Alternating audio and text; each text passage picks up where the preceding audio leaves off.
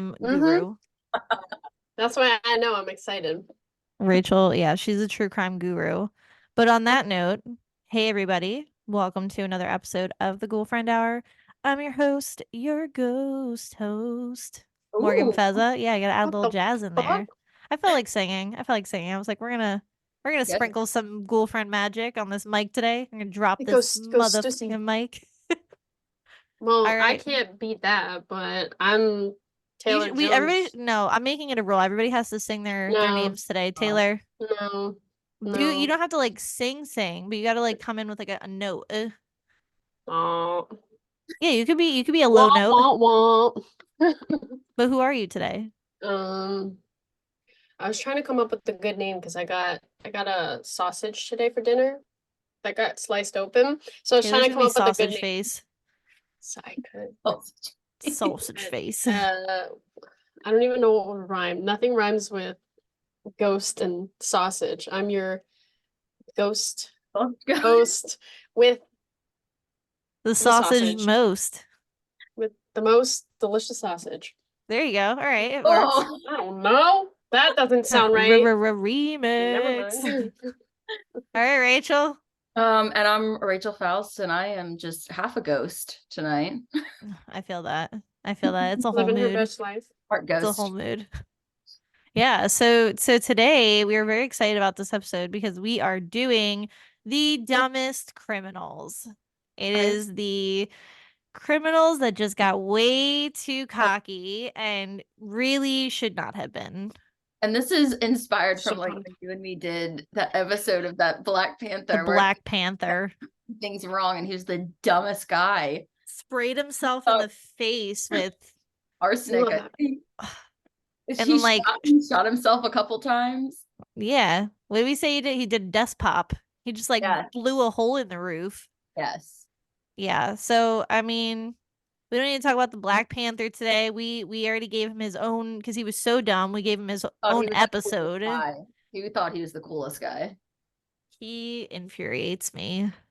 He makes me want to just It just kept getting kick a small worse. child. It makes you want to. Never mind. I was gonna say what's his name. I know I was gonna say it too. I was so tempted, but if you know, you know. Okay. Theo Vaughn, just insert quote here. My ADHD wants to say it's so bad. We're not trying to get We're not. canceled today Mm-mm. because I'm unfortunately gonna eat this sausage. we can't say unhinged things the way that Theo Vaughn can without getting this whole podcast shut down. We support. Yeah. So Rachel is gonna kick off Ooh, the dumbest Are we just gonna criminals. do like one and one, or am I doing all three of mine first? Oh, you're just gonna balls to the walls. Oh, All three. All right. Oh shit. All All three, right. and then we're just moving down the line. All right. So our first dumb criminal, he comes from Oregon. His name is Derek Mosley. I don't even know if I'm going to be able to get through these because it's just hilarious. So Derek Mosley allegedly grabbed his trusty baseball bat and decided to go rob a store. Unfortunately, the store that he decided to rob was a gun store. Smart. What do they say? Don't bring a knife to or a gun to a knife fight or something, or a knife something to like that. Yeah, I think or it's like a a knife to sword the gun fight. to a gunfight. Don't bring a gun to a sword fight. Don't bring a baseball back to the gun store. So the guns they sell aren't loaded. And that's what he was kind of like thinking. So when Mosley, he barged into the discount gun sale store and he smashed a display counter with his baseball bat. The store manager simply pulled out his own personal firearm and pointed it straight at the would-be robber. We love that. We love that for him. We love that. The cops came and Mosley was on the floor covered in gunpowder and lead. Covered in glass fragments. And he was charged with first-degree robbery and unlawful possession of a firearm. I feel like there man, should let be me tell you also something. Just at that point, kill me because the amount of like embarrassment. there should be like a jail, law. and they're like, bro, you went to rob a gun store with a bat. With a bat? I feel like you should get charged for stupidity though. Yeah, like there should be something where you get charged for like just You're stupidity. a fool. Yeah. We should stand before like Congress and be like, we just would like to propose on behalf of the Ghoulfriend Hour that there's like a law that if you commit a crime so stupid, Extra charge. extra charge just for stupidity. Like that's a thing. Yes. There was even a line in like the news article about like, we all know like rock, paper, scissors, bat, gun is not a good game. Could be. People so stupid. Could I be. swear. Of course, are we just gonna like bag on that these are like all men? Listen, I have some fun. So I got some fun facts together, and one of them is specifically about males, like in the criminal mind. And I'm convinced, like, I'm not trying to be mean here, but sometimes I think men are so like just like one track minded, they don't think about the other avenues of how this could go. And I Yeah. think this man just was overly confident, was like, I can do this with a baseball bat. Yeah. And there was no other like there was nothing else factored into this. And then when he got there, it was like, oh, I forgot it's a whole store full of Exactly. guns. So apparently he like smashed the display case and was like trying to grab them, and it's like, hey bro, these aren't loaded. Like, That's like, okay, so in inserting just dumb criminal experiences that I've seen on the internet, it's like those people that go to the cell phone stores and they try and why do you steal want the display those? model and they go running Yes. and the string just like snatches them back and you're just like, I'm serious, like kill me at that point. Don't even put me in jail. Just kill me because if that started trending on the internet and that's how I went out and that's how I caught a charge, kill Mhm. me. Yeah, but I would probably just die from embarrassment. Like I Yes. wouldn't even need to go to jail because I'd die right there. I'd be like, you seen those TikToks where it's like when the something catches up with you and it goes, "Zzz," Yeah. Yeah. that'd be me. That would be me. Done, done. Literally, this man covered in glass on the floor being held at gunpoint, and the cops are like, you're kidding. Dude, I can't. I can't. That is definitely to a T the definition of don't bring a gun to a sword fight or don't bring a sword to a gunfight. Whatever that saying is. A sword fight. I'm gonna look it up now. Now Yeah, I gotta know. what is that phrase? A sword fight? I thought it was like, Don't bring a Don't knife to a Google that. I gunfight. was gonna say there it don't is. Google that. There's Don't two meanings to that, but don't Google that. Google what? A sword fight. At Yeah, least don't don't bring a Google knife it to a on gunfight, Urban right? Dictionary. Because like there's just some stuff that'll come up. I just guarantee it because the internet is unhinged. I'm gonna look it up. But yeah, so who's our next victim? Our next victim. All right. So in 2008, an 18-year-old man named Ruben attempted a robbery at a muffler store in Chicago. So after demanding the money, I can't even get through these. After demanding the money, he was told that most of the cash was stored in a safe that could only be opened by the manager, who wasn't scheduled to come in until a few hours later. To have himself some trouble, he left his cell phone number for the store to call him back once the manager arrived. I love that. What? Oh my gosh. So, of course, Is that stupidity or like politeness? 'Cause I feel like he I was think that raised is right. Like like, he's like, all right, I'll just that call is me when he's no in. common sense, and he was using his last two brain cells for this one. Oh my gosh. No, that's more like half a brain cell. Yeah, this is one brain cell behavior. And so, I'm shooketh. I'm shooketh. of course, the store first called the police, then they called him back. So when he came back and noticed the police were waiting for him, he engaged in a brief shootout with the cops Over before. mufflers and like a freaking safe. No, it was money. No, he definitely wanted to For steal money some that was in the mufflers. safe. He didn't just go there for money. I know in the back of his brain, he was like, I'm gonna cop some mufflers on my way out. That's Yeah. like the people that like they rob, they rob the cashier, they take the money, and then on their way out, they're like, I'm stealing all this shit off the racks, and they just grab Exactly. something on their way out.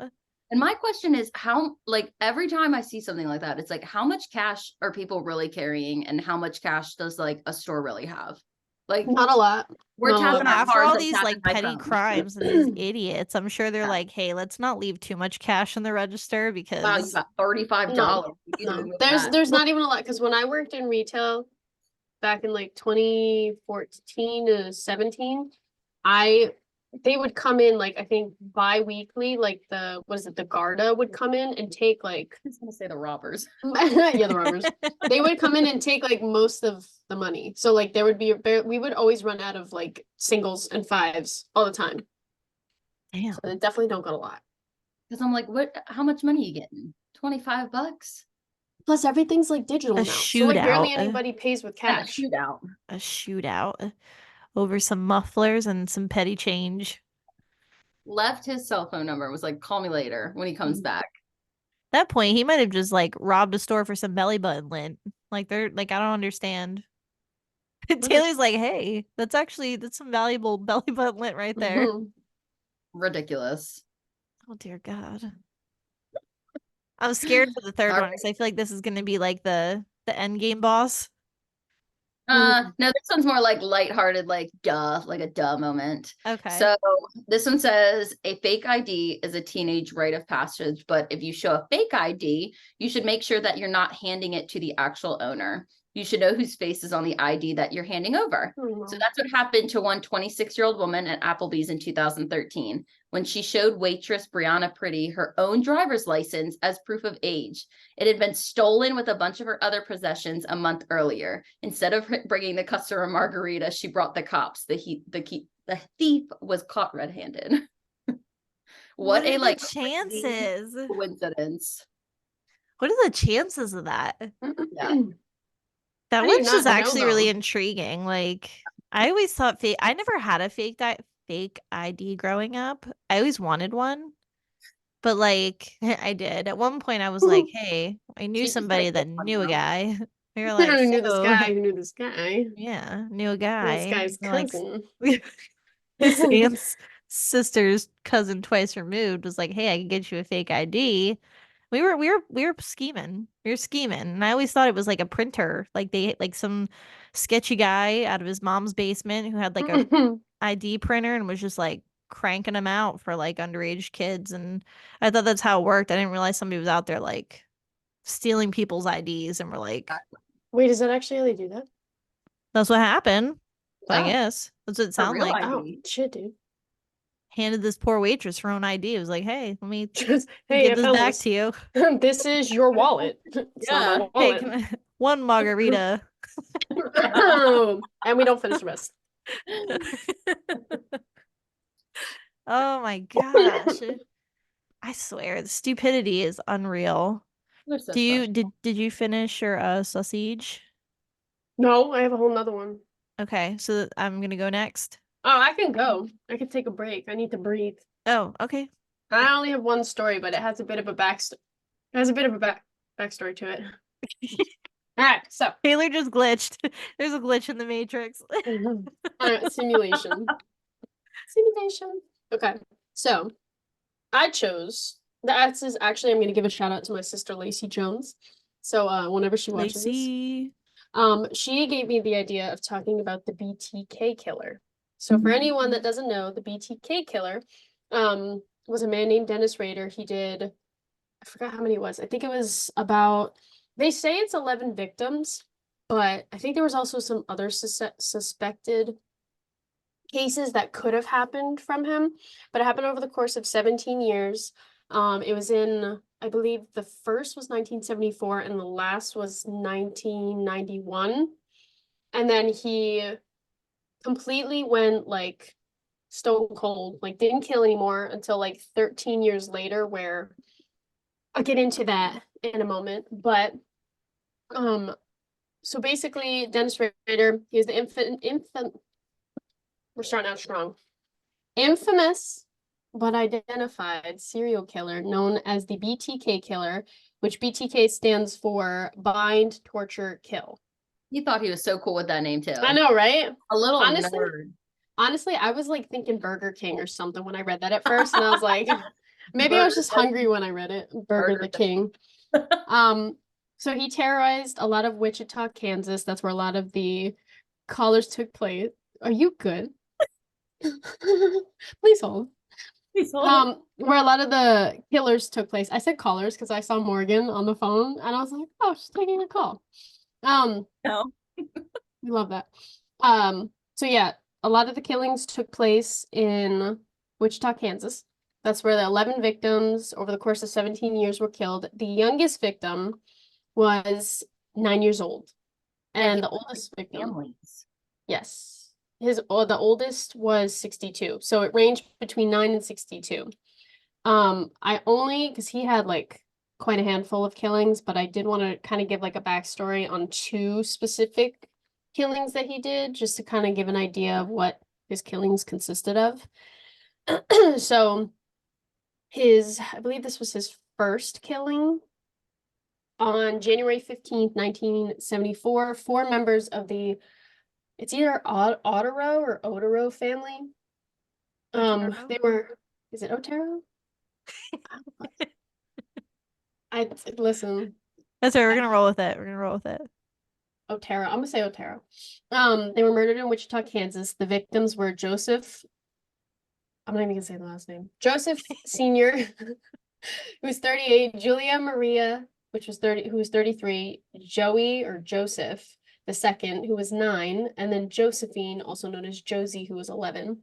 Their bodies were discovered by the family's 3 older children who had been at school at the time of the killings.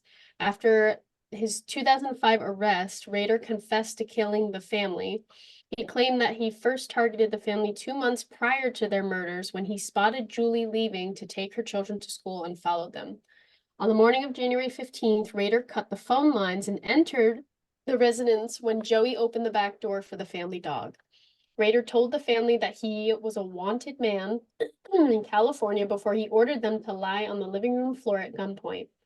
Then he led the family into a bedroom and tied them with rope he had prepared. The sausage is getting to me. Then he led the family into a bedroom. I already said that he prepared. Joseph and Joey were on the floor while Julie and Josie were on the bed. The wrists and feet of Joseph and Julie were restrained. Joseph's head was covered by a plastic bag, which Rader then secured with ropes, but after he chewed a hole in the bag, another bag was tightened over his head, causing Joseph to slowly suffocate to death. Now, Joey was the 9-year-old, I believe. Yes. No, it might have been the dad. Might have been the dad. Rader attempts to strangle Julie, and according to Rader, Mrs. Otero woke back up. She was pretty upset with what's going on. She asked me to save her son, so I actually had taken the bag off. She screamed, "You killed my boy, you killed my boy." And she actually said, "God have mercy on your soul." And I put her down permanently. Rader strangled her to death with rope, with both parents dead. Rader then also placed another plastic bag with 2 t-shirts and an additional bag over it on Joey's head, and watched as he thrashed about while being suffocated. Afterward, Rader led Josie down into the basement where he hanged her with a noose from a pipe. Police later found Rader's bodily functions near her partially clothed body. Rader then eventually wrote a letter that he stashed inside an engineering book in the Wichita Public Library in October 1974, describing in detail the killing of the family. So that was one of his more gruesome situations, but the only other story that I wanted to share, there are a couple more, but to save some time, was his March 17th, 1977 killing. 25-year-old Shirley Ruth Relford was found dead in her home in Wichita. Rader was pursuing Relford and locating her by following her 5-year-old son to her home. She had not been feeling well and had sent the boy out for soup. Rader entered their residence and pulled a handgun out from under his jacket, frightening the family. After tying up her 3 children and locking them in the bathroom, Rader took Relford to the back bedroom. Rader had Shirley restrained while she vomited before tying her legs to her bedpost. He then strangled her with rope after placing a plastic bag over her head while her children screamed and banged down the hallway. Similar to the Otero murders, Rader intended to murder Relford's children, although they were ultimately able to escape before he could do so. So those are some of the more gruesome cases. All of them were gruesome in their own ways. I just felt, especially with the first case and Ruth, those were kind of some, interesting stories. So where he went wrong, after 13 years, this is the best part, of not killing anyone, having gotten away with all of the killings, his case was considered a cold one. But during this time, when the BTK abruptly surfaced, he had began communicating with the police and media after a local news report speculated that he was either dead or in prison. So this is where you can tell that, like, he must have seen it on the news and been like, oh my God, I haven't gotten caught. Let's see if we can, like, fuck around with them. Because, His ego got that's the best of him. exactly, like, That's that's the so smart to cockiness that do. I'm talking about. They get too cocky. Jesus. Right. So, Rader could not resist the temptation to refute the rumors publicly. Over the next 11 months leading up to his arrest, he sent 10 taunting messages to authorities, many of them directly to Ken, I want to say Landwehr is how you say his name, with whom Rader thought he had a special rapport. Where he went wrong was when he asked Landwehr whether he could communicate with him via a floppy disk without it being traced to a particular computer. Landwehr naturally lied and said yes. So, real quick, when I was trying to figure out who to talk about, and my sister was telling me all these, like, she's telling me all these ideas and she was telling me about BTK Killer, the way she described it to me, I literally could just imagine this, like, just imagining them saying, no, we can't track it at all. Of course not. Like, we can't do it. Like, I could just imagine them being like, of course not. And then No the one will back, like, ever we know fucking this got is him. you. Right? Right? So Landwehr naturally lied and said yes. A few weeks later, a floppy disk for BTK addressed to Landwehr arrived at a local television station. The disk was quickly traced to Rader through a computer at the local Lutheran church where he was president of the congregation. Rader was very disappointed. This is where I couldn't help but laugh about the perceived betrayal by Landwehr, and he expressed shock during his jailhouse interrogation that the police lieutenant would intentionally deceive him. Speaking Aw. directly to Landwehr and using the lieutenant's first name, Rader said, I need to ask you, Ken, how come you lied to me? In a Ken, I matter of thought we were fact tone. boys, Ken. Ken, what happened? And in a matter of fact tone, Landwehr coolly replied, because I was trying to catch you. Rader later admitted that the floppy disk did me in. And so he was arrested February 25th of 2005. And that's what I put in our group chat. I said him and his stupid floppy disk. Yup. Yup. He really thought him and Ken were boys. Mm-hmm. And like, why Ken of all people? Like all these detectives, like everybody that was working on this case, he was like, Ken's the one. I thought Mm-hmm. we were friends. He gets me. He got catfished. He gets You know, me. somebody, I mean, funny but not funny. Because like there's Not humor funny, in like what an haha, idiot funny, he weird. is. Like more so funny that he's so stupid. Not funny that he killed people, but like somebody needs to make like what's that TikTok? It's like you know the one where like the people sing to each other and like nobody knows me. Like Yes. it needs to be Ken and BTK. Good God. Mm-hmm. And then Ken just like fanned himself like a floppy disk. Like, sorry, dude. What an idiot. Mm-hmm. Seriously. Like, That's my floppy but disk. honestly, it makes me it gives you that sweet like sense of justice. You're like, what a shitbag. And like he got his feelings hurt. He got his feelings hurt. He was like, I trusted you. And this man just said, well, you shouldn't have. And he just shit all over his day. Good job, Yeah. Ken. You are Kenough. Okay? You are Kenough. You were holding that in the whole time. I know you fucking I were. was. I was. I was waiting to say it because I'm like, I can't. I'm all about Ken. Team Ken, hashtag. Yeah. I don't know. Yeah. Dumb criminals. Dumb Mm-hmm. criminals. So I literally, and this is coming from the fact that my husband um has a background in law enforcement. He legitimately like was cracking up at this video that I showed him because again, the case is horrific and it's not funny, but like from a law enforcement standpoint, to see somebody be so like obvious and just absolutely ridiculous on live TV, it just makes you go like, why did you commit the crime in the first place? Like you were literally everything you're doing is telling on yourself without telling on yourself. So the story that I'm going to share with you guys is the story of a Mr. Stephen McDaniels. So I don't know, have you guys heard this case yet? No. Um, Lord, all right, you're in for a treat. So Stephen McDaniels in 2011, he broke into the apartment of his neighbor and fellow Mercer University Law School graduate Lauren Giddings. He then murdered her and dismembered her body. Um, on June 29th, Giddings' family and friends reported her missing, and then when local news media in Macon, Georgia heard about her disappearance, they sent a camera crew to her apartment complex. And there on June 30th, reporters from the television station WGXA conducted an interview with McDaniel himself.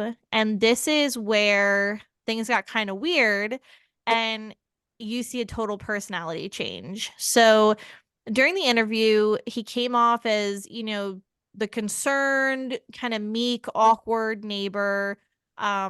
Described Giddings, nice as can be. She was so personable. And then To be her shortly neighbor? into, huh? He pretended to be her neighbor. No, he was her neighbor. Actually, okay, okay. And yeah, but he was pretending to be like the concerned, like, we've been looking for her and like it's so sad, we don't know what happened. And you'll see in the interview all the little red flags leading up to the big like bang moment.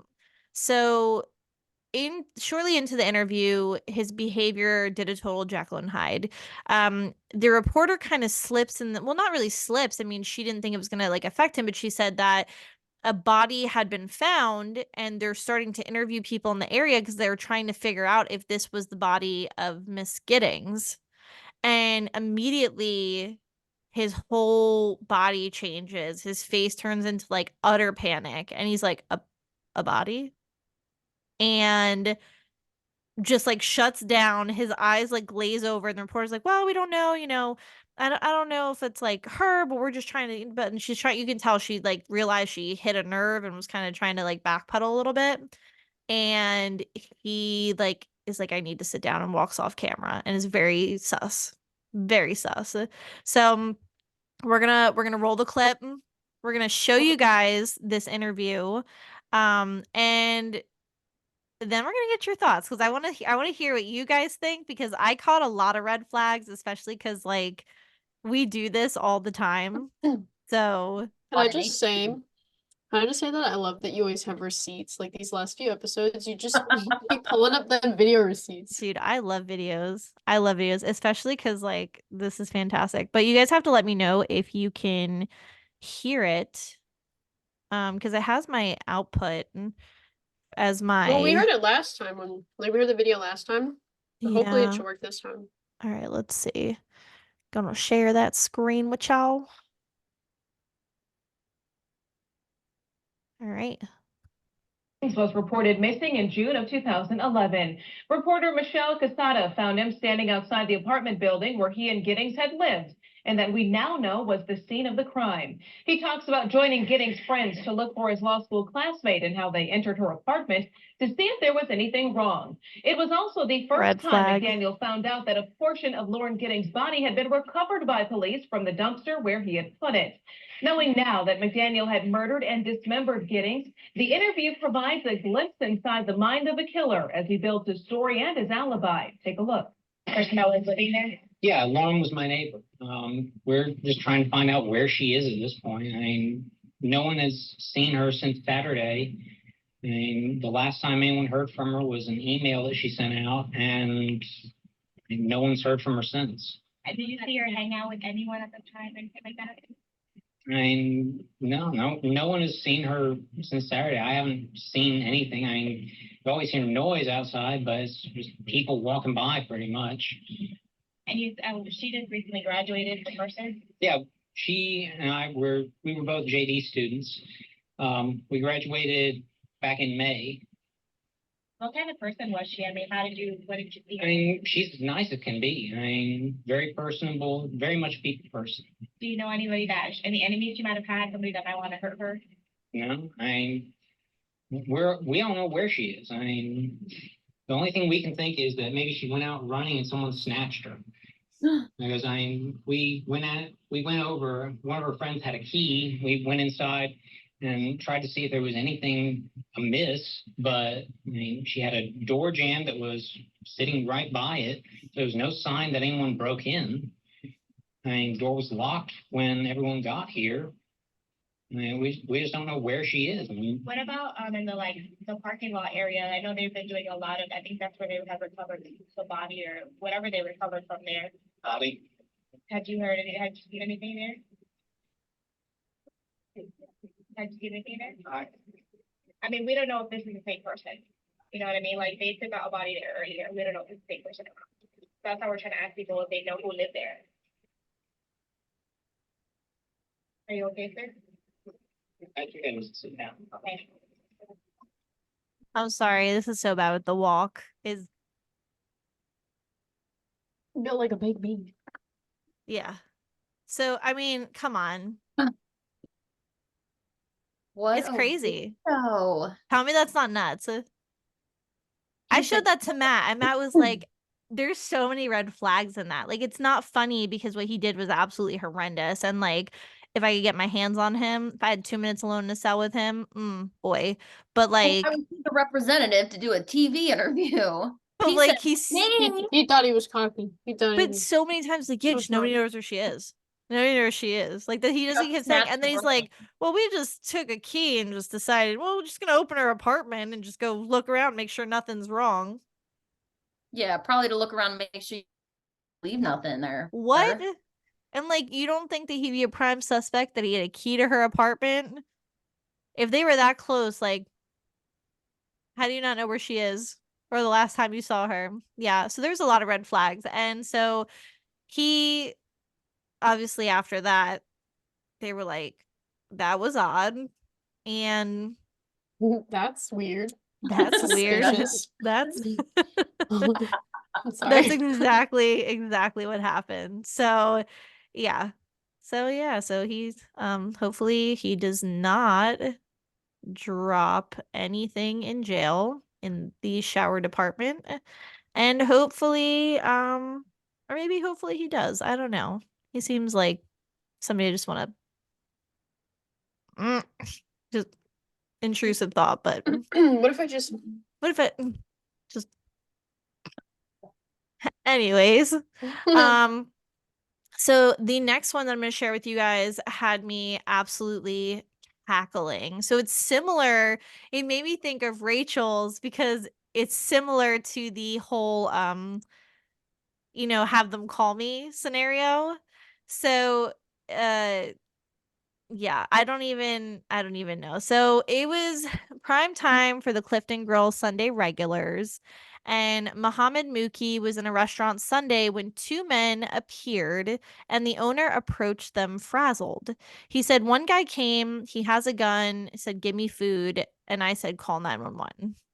And he was like, what the hell? So then this guy by the name of Domingo Garcia Hernandez had a gun and said, I will kill you. I have a gun with me. And they were asking for like food and $100, I think it was.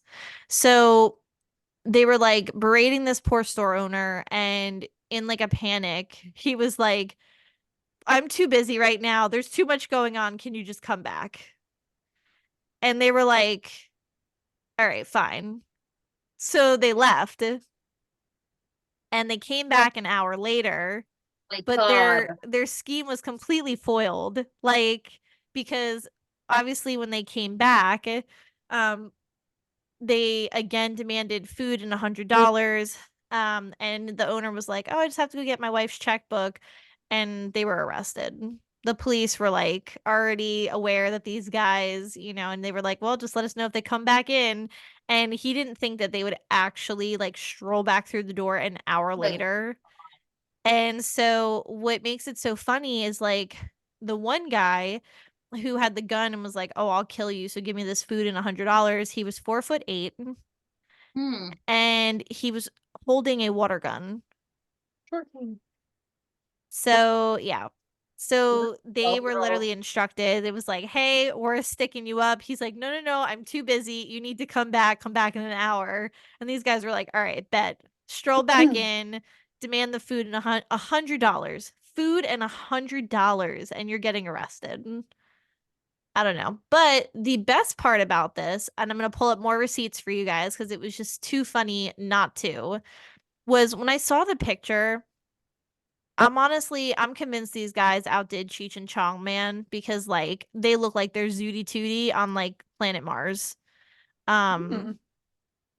Yeah, it's quite a. These are our culprits. These are our culprits. We got Where's the great everybody value at? version of Big Ed over here, and then this man. I don't even know if he knows his middle name, to be completely honest. I was gonna say, Zach, I know what his name is. Like I don't even know what like if they even understand what time zone they're in because they look so like their eyes are so like bloodshot and I'm like I don't know like if they're on drugs or something but they they look unwell. I just can't. Can you Yeah. like think of that like car ride of like, okay, why don't we come back in an hour? Like, and they were both like, good. That Dude, sounds yeah, it would I couldn't. I couldn't. I'm like I don't understand. Like, dude, he tells you to come back in an hour and like like if you I don't didn't get caught in the first place, you don't think you're really gonna get caught in the second time? Course not. seriously, seriously. And it just like it makes me laugh because like who I don't know. I just think it's a like we don't know what normal is. So I don't want to say like a normal human being, but a human being with like some type of a conscience. Like if I stroll into a store and I try and stick it up, if I'm going in balls to the walls, confidence at 100,020%. And if I get rejected, I'm walking out of there and I'm like, all right, God said not today. Rethink your choices. Look at what you're doing with your life. You need to turn your shit around. And that's it. Now, if I get rejected and he's like, listen, come rob my store in an hour, and I come back in an hour, please put me away Triple six. or kill me. Either We're gonna or. double I it up. can't. Yeah, I have no idea. Like I'm so mad because I like just closed out my freaking my my next guys. My next guys also were a hoot. So they were named the um it was like the sticky bandits, but they called them the permanent marker bandits. There was a bunch No. of people like were making so many names for these guys and they made national news. So police received a call Friday night. They had two men with hooded sweatshirts and painted faces that had tried to break into a man's home in Carroll, Iowa. When police stopped the vehicle matching the caller's description blocks away, they were stunned by the men's disguises. So I think we already know if you're leaving law enforcement speechless, they're seeing some shit. Okay. Because they've seen a lot of stuff. So they said there were no ski masks or stockings pulled over their heads.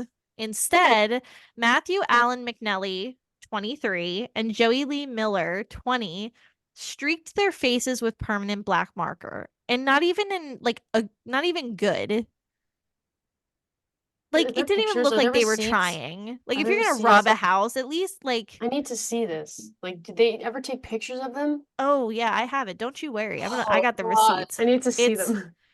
one guy thought he was like great value version of Bruce Wayne. I don't know what he was doing with his Batman mask, but God help him. So says this is what had me cracking up. So Carroll Police Chief Kaler told CNN that the strange disguises made it easy for his officers. He said, "We're very skilled investigators and the black faces gave them right away." Carrier said jokingly, "I have to assume the officers were kind of laughing at the time. I've never heard of coloring your face with a permanent marker." Kaler said police believe one of the alleged burglars targeted the home because he had suspected his girlfriend had a relationship with the man who lived there. They probably were just not thinking straight and figured we'll go out and scare the guy or whatever. They were being dumb, and combine that with alcohol, it was the perfect storm. So they were drunk as a skunk. You can very well see they were drunk as a skunk because their artistic abilities were hindered. Beautiful. They were both charged with attempted burglary. McNally was charged additionally with operating a vehicle while intoxicated. And obviously their lawyers couldn't be reached for comment. Probably better that they were not able to comment, because if I had to be their lawyer, I probably would die laughing. But yeah, so they basically made national news because the mugshots were the funniest thing that the nation has seen in quite some time. The Kaler said, I've been chief here almost 25 years, been with the department 28 and a half years. I've seen a lot of things that make me laugh and weird things, but this is probably the best combination of the two. Strangely weird and hilariously funny all at the same time. So, can I get a drum roll, please? Drum roll, drum roll. Oh, I can't even hear the drum roll. It's all right. It's all right. We tried. These are our our criminals. So we got Bruce Wayne to the left. We got I don't even know what he was doing with his mask. But the other thing that I forgot to add, that I found in another article, was the funniest part about this was that, so you can see so they had used permanent Sharpie marker, and they thought that by doing so they Wash could it off. leave the scene of the crime and easily Oh wash my. it off, right? So the reason that they got caught blocks away was because they were trying to get it off of their faces and realized it was not coming off. So then when they got pulled over, obviously you're going to have a very unique ski mask per se. Oh my God. And the police officers were like, hey, have you seen two guys with permanent marker masks on? No, because it's Can like you those kids imagine? that are like, it's like those kids that when they like eat something and you come up to them like, did you eat that? And they're like, no. No. It's like all over the face. That and the combination of the fact that that looked like what happened to you, Morgan, the other day when Maisie decided to draw on your face. Mm-hmm. That's When I what it thought it looks was like. makeup. I'm thinking here, it just felt like a nice soothing, and all of a sudden she like dug it in. I'm like, oh, I was like, what is that? And I opened my eyes. I'm like, that would be a marker. And I'm like, oh my gosh. The relief I felt when I realized that it was just Crayola markers. Because if it was Sharpie, Not yeah, good. it would have been bad time. Would Can have you been just imagine like the conversation between those two in the car before they like did this was like, hey, did you bring the disguises? And the other one's like, no. He's like, oh, but I have a Sharpie here. Like, this is a good idea. And the other guy's like, yeah, this is good. yeah. I don't They were rubbing their last super I insults. just think about some of the drunk conversations that I have had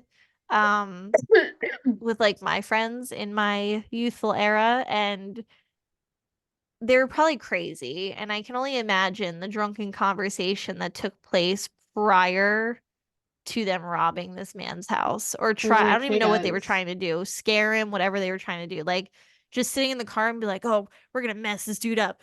Mm-hmm. Like, clearing it as fast as you can, we're going hard, like, you know what I'm saying? It's just so stupid. But Ron Kitching is coming in the comment section with a good story. So he said, never underestimate how stupid people can be. He said there was a guy who walked out of jail and attempted to rob a store across the street with a note written on the back of his release paperwork. Oh God. I cannot. So we had an extra stupid crime. Across the street. That's beautiful. I love the I saw there was so many just good like stupid criminal stories. Like it was so hard to pick, but there was another one that I saw and it kind of reminded me of that movie Oh Brother Where Art Thou? Um these inmates, there was two inmates and they escaped this like county jail, and nobody would give them clothing, and like I don't know like if they tried to rob somebody or what, so like they were on the run in bright orange inmate suits and Oh my decided to God. stop at a diner, and one still had handcuffs, like, or I don't know if they're handcuffs or what they are, around like one of his ankles, and like the waitress like came up and was like, what can I get you guys for lunch? And then was like, uh-huh, uh-huh. And then she went to the back and pulled a Ken with the floppy disk, and she was like, Oh, she's like, You're call the missing authorities. my They were like, waitress, God. how could you? Oh my How could you God. turn us in? So next up, we have just what I'm gonna call our contender videos. So some funny videos of just criminals absolutely failing at their scheming. So the first one that we have, there was a robbery that happened at Bayshore Mall, and the robbery suspects, they kind of show you when they came in and when they started running and when things started going wrong. The robbery suspects thought it would be a good idea to hide in the ceiling, Oh even God, though I you love can't those. bear any weight on those panels. So let's roll the clip. Let's roll the clip. Oh my God, receipts. I love. I, receipts are my favorite. Security cameras from inside the Qdoba on Silver Spring Drive show an employee walking to a back door. The timestamp shows 10:41 p.m. when two teenagers in black clothing come out of the door. In the video, we can see one of them has a gun. A few minutes later, the employee and the two teenagers are in the back office. According to the criminal complaint, the employee is trying to figure out how to open the safe. Security cameras show around 10:50 p.m. The two teens are running towards the back door and put their hands up. Police say the two hid in the ceiling to get away. 5 minutes later, the plan came crashing down. Oh my Literally and God. figuratively. Hours to arrest the teenagers. Those guys gonna be under arrest. We want everyone to go home safe, all right? Police say they found them in a vacant store next door after the two busted through the drywall. Now put your hands to the center of your back. Stay there and don't move. 18-year-old Markavion Williams and a 16-year-old girl were arrested. Williams is charged with 6 counts, including 4 felonies. One of the charges is for armed robbery. When police searched the ceiling area, they found clothing. Do you have a mask? And a gun. According to the criminal complaint, Williams told officers he stole the gun from his grandpa. The complaint goes on to say Williams told officers he did this because he needed money. So yeah. So that is contender number one. Contender number one. This one, so this, when we originally talked about dumb criminals, the very first person that came to mind, I didn't know who they were.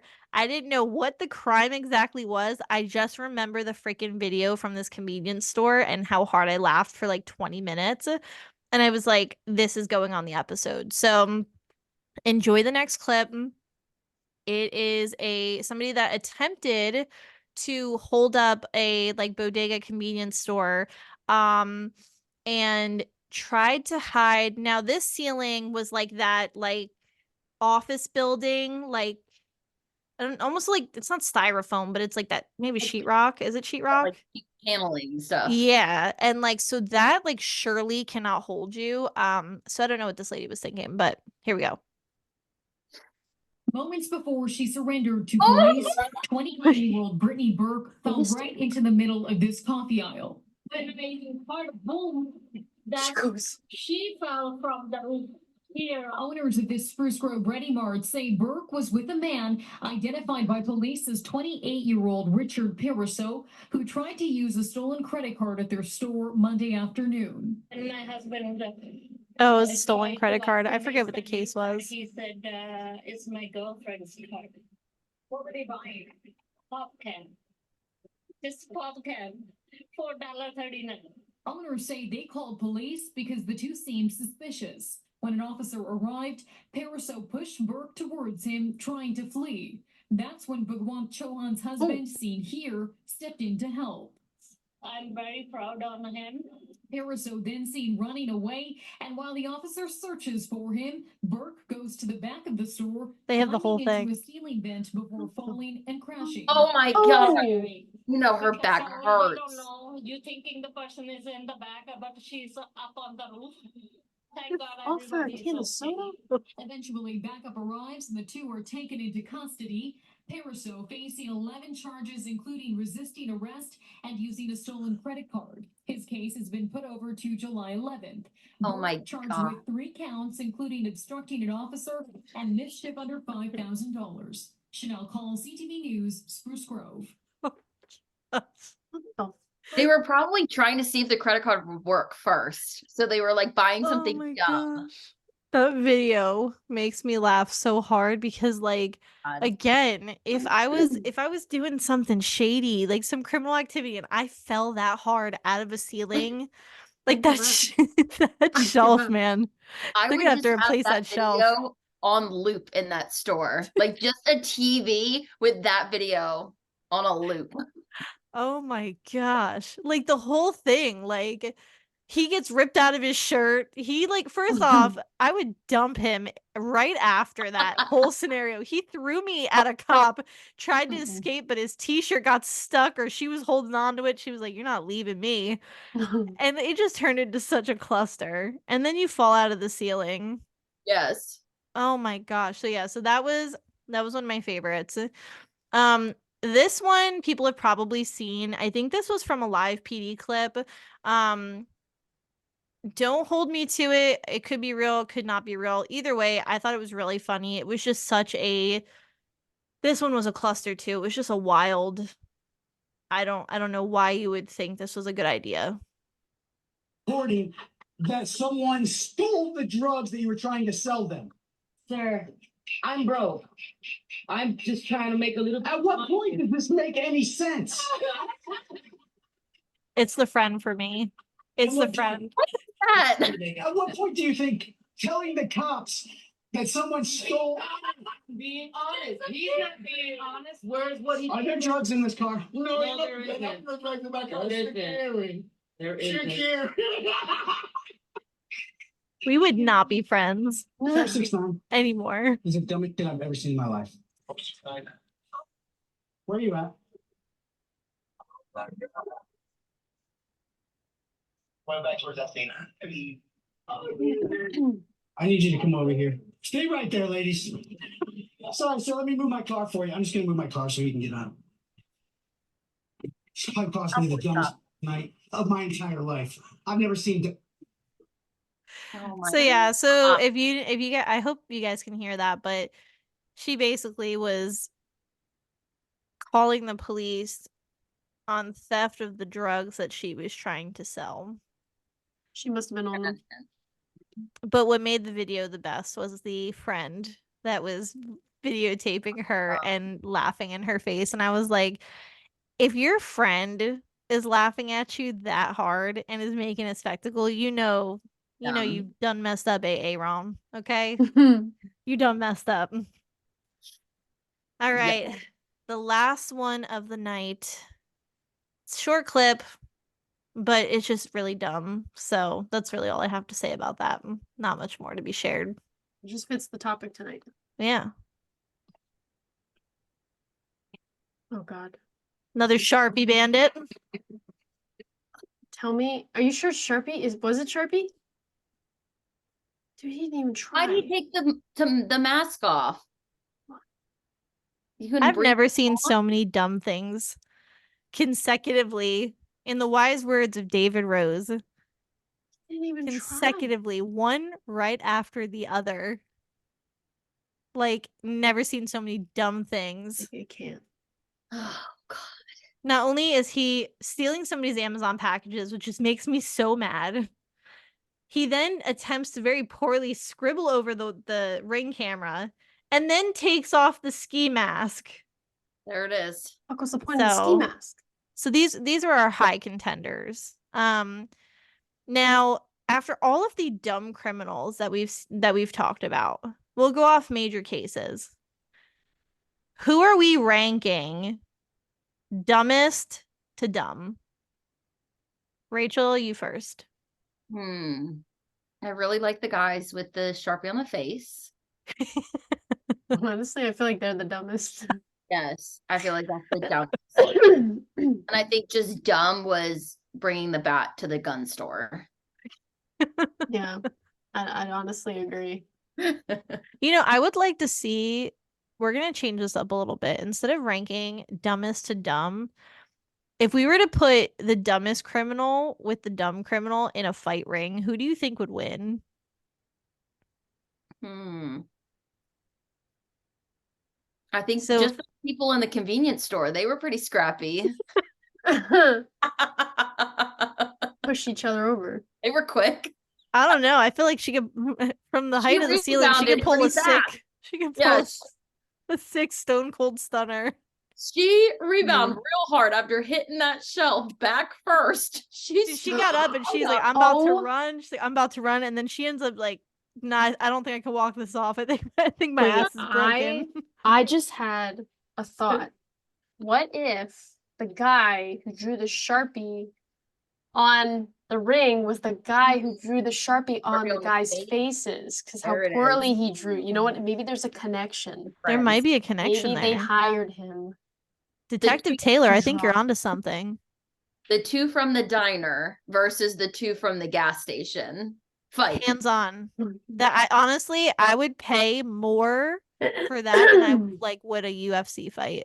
I would 100%. I would buy front row tickets, $1,000 a piece, popcorn, snacks, fried chicken, the whole thing. I would sit up front and I would just live my best life watching that All pan 4 out. feet of that guy plus the girl out of the ceiling. I'm telling you, I feel like she could do a sick body slam. She did body slam herself. So. She defied gravity. She mangled that shelf and then she hopped up like a spring chicken. If all 200 pounds of my ass fell from the ceiling onto that shelf, I'd be out of commission. Dude, if I did that, it would probably get rid of my scoliosis. Probably crack me back into shape. Would recalibrate. Yeah, it would. Oh my god. It's like a wheel alignment for humans. And then I trip over a rock and just puts it back in place. Just puts it back. Fuck. Oh my gosh. Yeah. Yeah. So we had a couple fun facts. I found 11 fascinating findings about the criminal brain. So one of the things that I think people get wrong a lot of the time that I found out today was people are like, "Oh, serial killers and stuff like that. They have these like crazy IQs and they're super smart." And like I thought that they were like these like crazy geniuses, but on my hunt for the dumbest criminals, I also found a lot of facts about serial killers and criminal minds that actually say serial killers tend to actually be lower IQ and below average intelligence.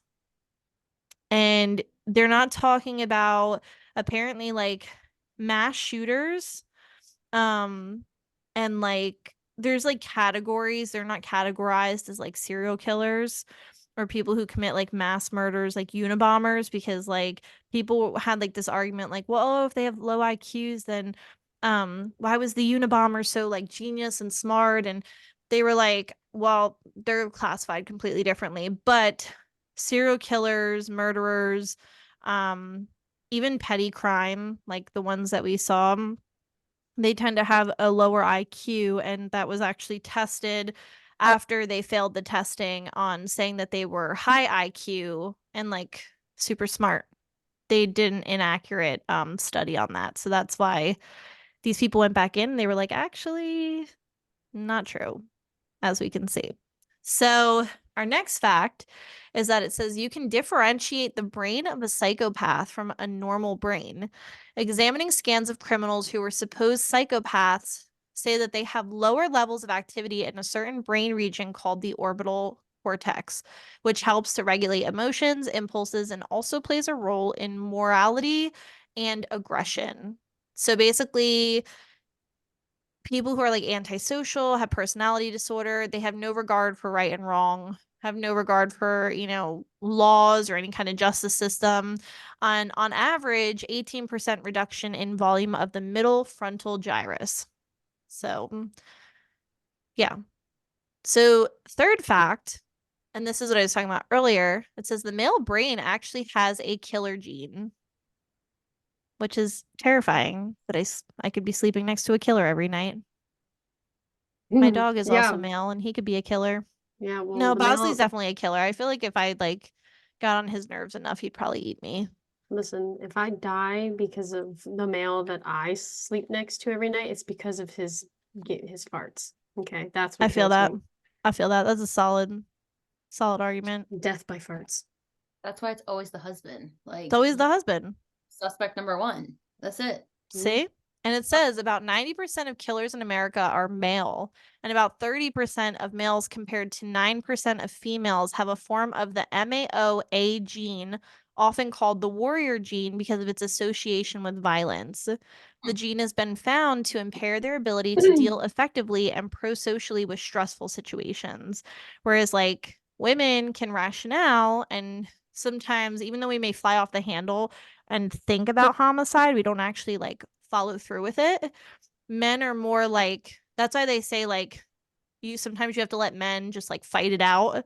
You see a lot of fights between guys like in early adolescence and like high school and stuff like that because they just have to get that like aggression out. So that's why it's called the warrior gene. So it's crazy. Um Number 4 is how psychopaths put on the mask of sanity. It says researchers found that psychopaths use the past tense, disfluencies like us and ums, and subordinating conjunctions like because and so that more often. This indicates psychological detachment and allows time for the person to gather thoughts or lie, and creates a sense of logic, respectively.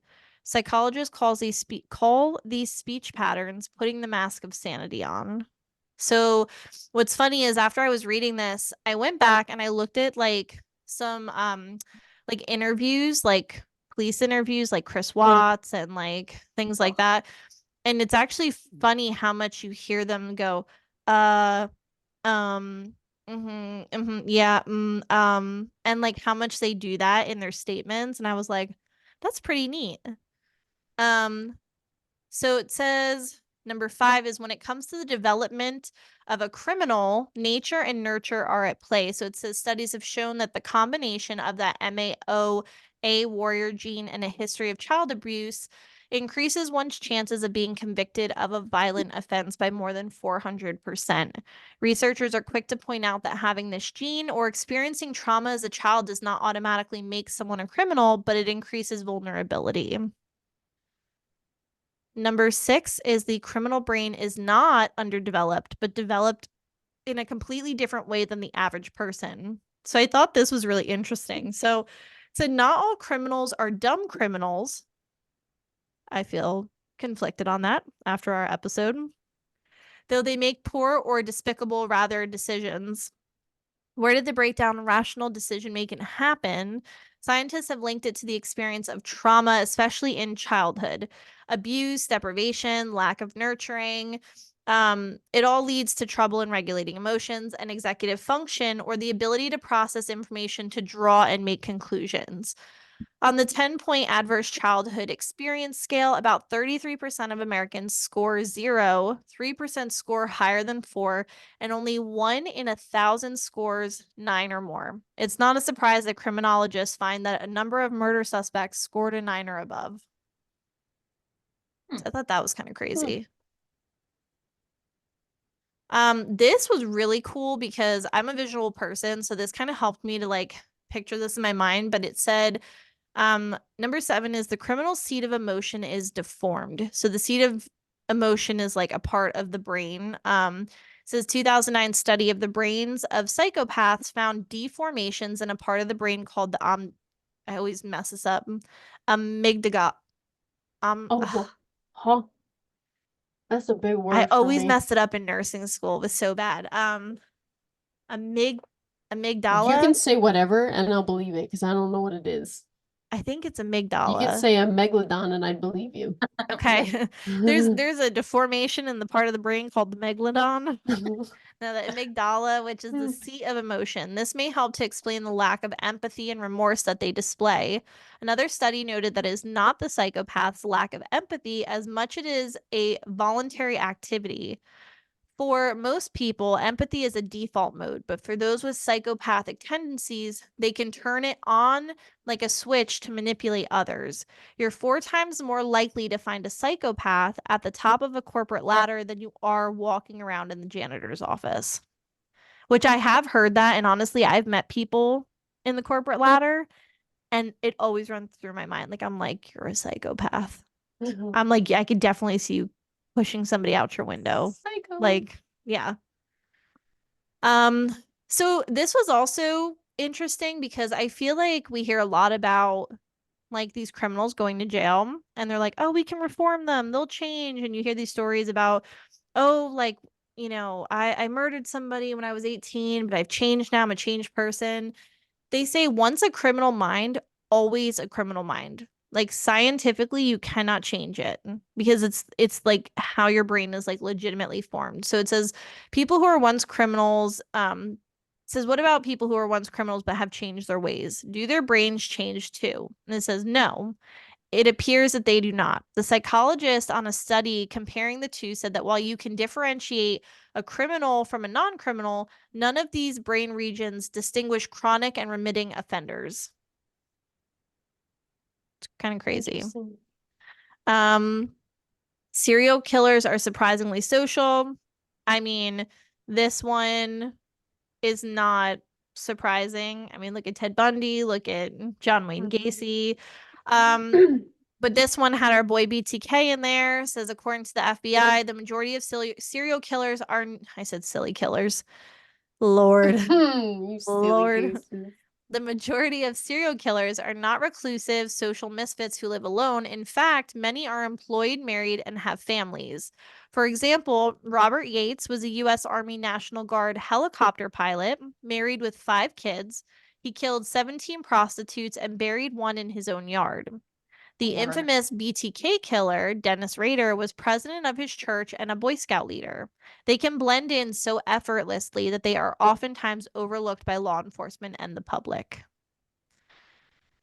Number 10 is the rate of sociopathy in the world is as high as 4%, which is terrifying. So, not to be an alarmist, but they're out there. The rate of Lord, the rate of sociopathy in the global population is estimated to be as much as 4%. According former Harvard clinical psychologist Dr. Martha Stout has said, while that percentage might not sound like much, when it comes to your chances of winning a bet, this translates to 1 out of every 25 people. So, a lot. Yeah, I thought that was kind of crazy. Oh Lord, Facebook said something about blocking my video. I'm like, please don't block my video. What? I don't know, I must have said something. So, our final one is suspects often use the amnesia defense. So criminals will always, go to this as their default mode. So 65% of suspects who undergo psychiatric examination claim amnesia according to the FBI. In some cases, this is due to alcohol or drugs, but in some cases, it is most likely a lie. When suspects deny committing the crime, investigators are instructed to ask questions like, why do you think whoever did this selected this victim? And what do you think should happen to the person who did this, to probe further into the suspect's mind? One question comes out of all of this research. If neuroscience allows us to pinpoint traits of violent criminals, can we and should we do anything to stop them in advance? Tell us what you think in the comments. Which I was like, that's actually a very interesting question. So I'm actually going to pose that to our listeners. If you think that we have this crazy technology that we can kind of look into the minds of criminals and study their behaviors, do you think that there is anything that can be done to be proactive in noticing red flags and stopping them in their tracks? Need a little to the brain. A little lobotomy. little knock upside the noggin. But yeah, so that's about it. Everyone who's dumb. Dumb. You guys got some facts. Making bets on imaginary fights. Still have our money on the roof girl. Yep. But yeah, so I mean, that's about it here. You guys have anything exciting going on? I think that's the first time in like podcast history we've wrapped up in an hour and 9 minutes. We meant business tonight. And we didn't really sidetrack, which is crazy. This is fantastic. Love It's it. good for our listeners. So you guys have caught us off guard because we're not used to finishing this organized and as fast without any unhingery. There it is. It's Um, possible. yeah. So we have some exciting things in the works. We have some new merch coming out, so be sure to check our Instagram, our Facebook. Rachel may or may not be sipping out of her new cup. It's super cute. Yeah. So keep tabs on our Instagram, Facebook. If you have any listener stories that you want to submit, it's the Ghoulfriend Hour pod at gmail.com. Everything is in our link tree on Instagram. And I think our link tree is on our Facebook. But you can always DM us. And until next time, guys, let's get weird. That was One day. weird. One day. That was some lag, but that's okay. I'm gonna end our little recording.